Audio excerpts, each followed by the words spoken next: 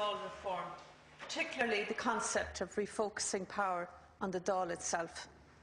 The Executive has held the balance of power for far too long, resulting in a lack of transparency and accountability in our legislative work. However, the type of reform that I am interested in is seeing more women in this Dáil chamber. The current figures are very damning. There are only 25 elected women in this current Dáil. Women represent half the population, yet make up only 15% of this Parliament. Female representation in Dáil Éireann has never exceeded 14%. Unsurprisingly, Ireland is performing very badly on this issue in world terms. Based on the 30th Dáil, Ireland ranked joint 85th in the world with Cameroon in terms of female representation in Parliament.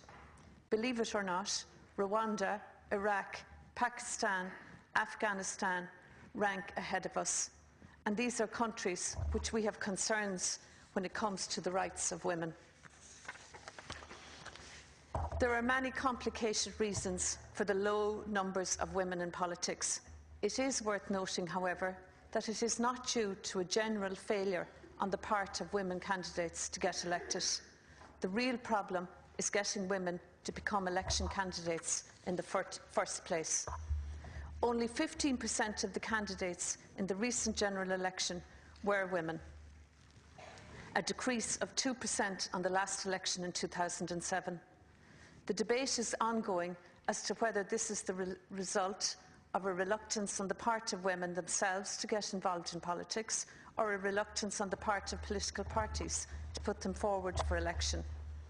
I know that the last Oireachtas subcommittee on women's participation in politics conducted extensive research into the barriers to female participation and named the 5 C's as obstacles: childcare, cash, culture and confidence, and candidate selection process.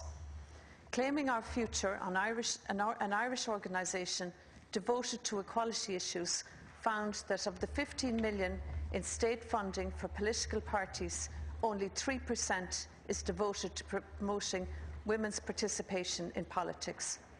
It seems that the only way to encourage the parties to get serious about this issue is to hit them where it hurts and in their pockets. I am therefore delighted at the recent proposals to halve the state funding to political parties if they do not meet the new requirements to have at least 30% women candidates in the next Dáil general election.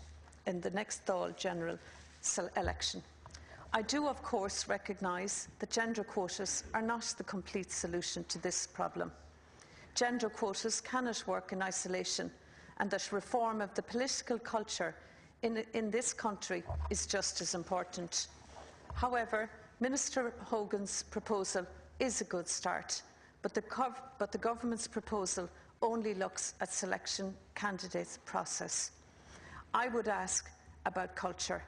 We must look at real cultural change in politics in this country and indeed in this Dáil. Women find the arguing and shouting of male politicians very off-putting, and indeed many of my constituents made this point very strongly when I canvassed Dunleary constituency. Women are interested in getting the job done, not talking and shouting about the problem. There is also the issue of childcare. There is no doubt that women are still the main carers in Irish society. The working hours of this Irish Parliament are not family friendly, and I call for this to be looked at when the Dáil Reform Bill goes through the Houses. The theme of the recent election was change. Of course, many people were seeking a change in terms of which party holds the purse strings and makes the economic decisions. However, we need radical change, our political institutions and in our political culture. Let us hope that this election has marked a real change in terms of the prospects for women in Irish politics. Go raibh míle maith.